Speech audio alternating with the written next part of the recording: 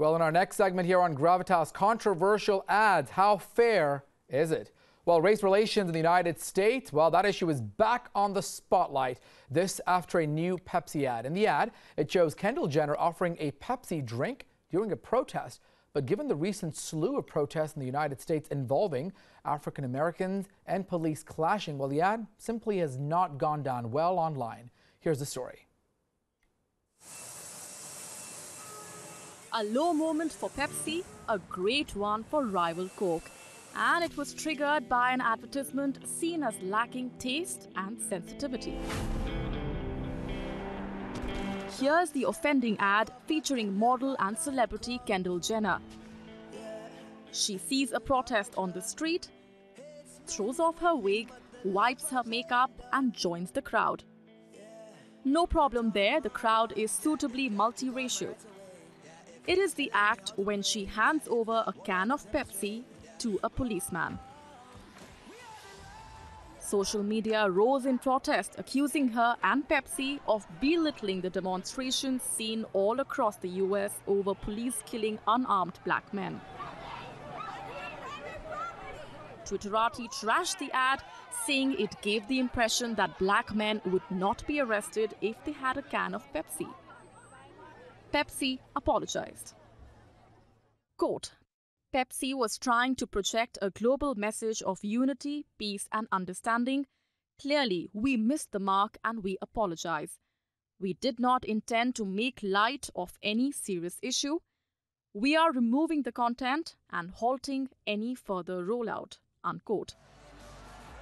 Others faulted Pepsi's use of celebrities.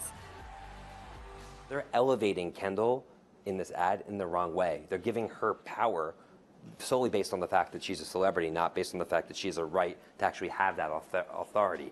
So I think that's one of the biggest misses in terms of how you use celebrities. It needs to be natural and authentic.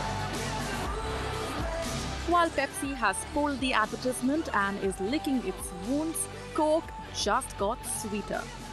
Bureau Report, WION. All right, well, to get perspective on this story, we have Harish Bijor joining us from Bangalore, a brand expert. We're also joined from New York, attorney Anand Ahuja, and Glenn Carl, a former intelligence officer, also joining us from the United States. Thank you to all of our guests. Firstly, let me start with Harish with regards to this. You know, we see this ad, Kendall Jenner, sort of caught in the crossfire. It's not the first time that ads have sort of taken these type of backlashes, especially in this day and age of social media. If people don't like it, you're going to hear about it, especially on Facebook and Twitter. Let's talk about this Pepsi ad specifically. I don't know if you've seen it, but the fact that, you know, it really got a lot of criticism, forcing Pepsi to come back and say, hey, you know what, we made a mistake. Your thoughts, Harish? Pepsi has blinked this time round, and I think Coke wins on that count. Just for this one mistake. The point simply is that these are very sensitive times in the United States of America. And if you really look at sensitivity and issues related to race, issues related to, the police as such and race, these are very, very sensitive issues. So while you want to be global, it's a great thing to be Pepsi, but then you might as well understand that being local is equally important. So this is a global message. It would have worked beautifully everywhere, all across the world, but possibly not so in a very sensitive scenario within the United States of America at this point of time. All right, let's go to Anand Ahuja, also standing by in New York. Anand, you know, how is this being portrayed there in the U.S. media with Pepsi? I mean, there's been a string of incidences, Ferguson, the Charleston, Trayvon Martin, more than one situation where race relations have sort of come in. Pepsi maybe trying to add humor, but wasn't really taken well. In fact, Martin Luther King's daughter, I believe, even tweeted about this. That, really went viral on Twitter. Anand. Yeah, as you mentioned very rightly, and basically it was very well-intended advertisement by Pepsi. However, they could not convey the message they actually wanted to convey, not because I personally believe that their intentions, irrespective of what their intentions were, but basically if you look into the divide between whites and blacks in this particular country right now, or if I'm permitted to say, divide between Democrats and Republicans, this country is basically totally divided. with the result, any big or small issue that gives an opportunity to the other party, the other side, to make a lot of hue and cry in media, they try not to miss that opportunity. If you look into the First Amendment rights, freedom of speech, commercial advertisements, they fall in the category of freedom of speech. Right. Keeping that thing in view, there was nothing wrong on the part of Pepsi to express its views under that freedom of speech right in any form or shape they wanted to do it. However, at times what happens, even though these companies, they engage public relation media companies who have a very highly paid professionals to guide them what kind of advertisement can be effective and what kind of advertisement can have an adverse effect. However, at times we see that these, even though these very highly paid executives are involved in making these advertisements, they miss the sensitive part of the society. Right. So perhaps just bad timing with regards to what is happening in the United States. Just in the interest of time, we're going to come back to you in a second. Let me go to Glenn Carl real quick. Glenn, I'm not sure if you've seen that ad, but it's certainly, you know, raising a lot of eyebrows in the U.S.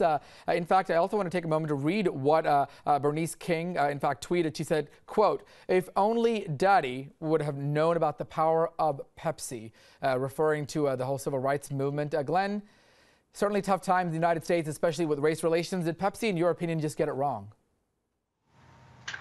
Well, I think I agree with the comments that we have just heard from our colleagues. The intentions, no one will intentionally seek to divide or even take a side as a corporation, but it is dangerous to discuss sensitive public issues of the moment.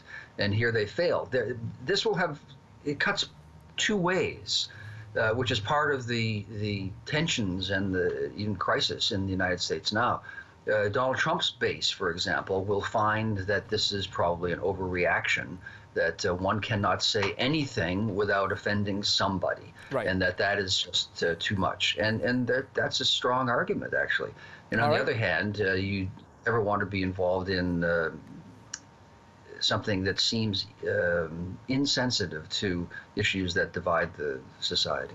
All right, well, I think Pepsi certainly perhaps not expecting this, but, you know, not only Pepsi, you know, there have been a string of other ads that have in fact raised eyebrows all around the world for racist content. Let's give you a quick synopsis of some of them, rather. First, actor Ashton Kutcher. Well, he was in the Pop Chips ad that showed him in a brown makeup playing an Indian character. Didn't go down too well. KFC, too. They've been accused for racist ads in the past. Burger King managed to draw complaints from the Mexican government over its ad depicting a short wrestler in a Mexican uniform. And Mexico wasn't just upset about the size of the wrestler, but also the use of the flag, which is highly protected. Microsoft's ad company's Polish arm had to edit out a photo to change a black man's head to that of a white man.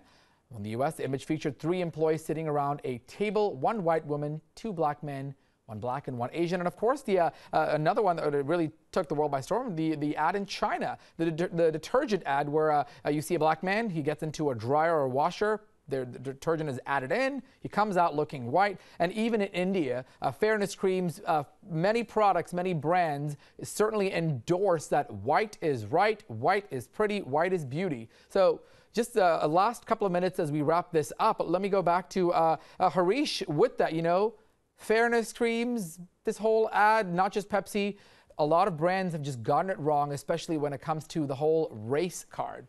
What do you think? I think so. I think so. You know, the best thing to do is for brands to stay out of this stuff.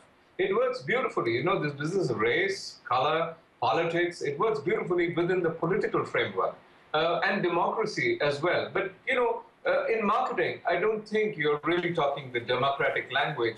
You're talking the inclusive language. And inclusion means be with everyone out there. Don't go and divide, even unwittingly so. All right, let me go really quickly to Glenn. Glenn, with regards to that, you know, it's not just Pepsi apparently, but apparently a lot of other brands that have taken heat in the past.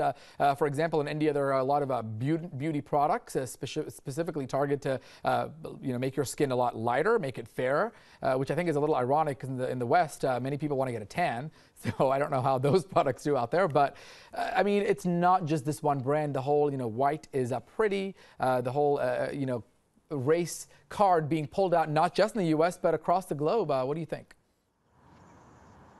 I think specific instances, such as the Kendall Jenner Pepsi ad, can seem to be hypersensitive, the reaction against them. However, in the larger sense, I think the changes that this sensitivity brings to a larger inclusiveness are probably positive. When I was a young boy, the only people one ever saw or heard on the media looked like me, without exception, with the exception possibly of blacks serve as servants. And now you have more diversity, and America is a diverse society. So this is, in a larger sense, an inclusive series of steps. I think we have to try to be relaxed, but also overall, it's probably called for and better for us as a whole. And real quick, I'm just going to ask Harish last thoughts with regards to this. Do these ads ultimately hurt the product? You know, when they put out ads like this, or is it perhaps a publicity or marketing campaign? You know, the fact that everybody's talking about this now, does it hurt their bottom line, or does it in fact help them in certain ways? You know, any publicity is still publicity. You know, my serious belief, and through past research exercises, tells me that this actually hurts brands. Because when this kind of a thing happens, it hurts the image of a brand.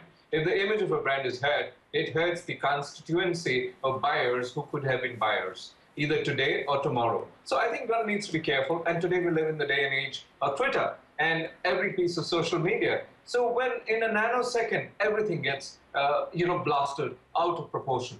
So wise thing to do is be careful, stay out of it, and stay inclusive. All right, real quick, and as we wrap it up, 3 words on this, 3 final words. Glenn. Laugh, sad, inclusiveness. All right, and Harish, 3 words for you as we wrap this up. Well, inclusiveness, inclusiveness, and inclusiveness. All right, well said to all of our guests, and unfortunately that does it for this discussion on Gravitas. Thank you to all of our guests, and that is Gravitas for tonight. I'm Archit Seshadri. Thanks again for joining us. Have a good night.